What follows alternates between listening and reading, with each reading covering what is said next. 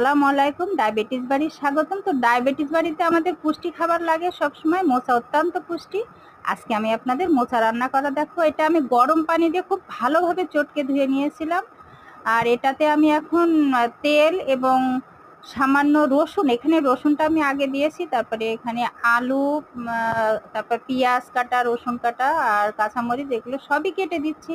আমি এখানে জিরা, পাঁচফোড়ন খুব সামান্য পরিমাণে দিব, আর এখানে সামান্য একটু আদা ছেঁচে দিয়েছি। আমি তেজপাতাটা এটার অনেক টেস্টি খাবার, আমি হলুদটা সবসময় কম দিই, যে এই কারণে ওটা তরকারির সাথে লেগে যাবে।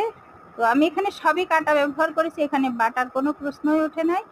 আর এটা আমি খুব ভালোভাবে মোচাটা একটা এই আমার মশলাটা আলু সহ ভালো করে ভেজে মোচাটা আমি দিয়ে অনেক সুন্দর করে নেড়ে নেড়ে নামাবো। তো দেখতে থাকুন, আমার হয়ে এসছে প্রায়।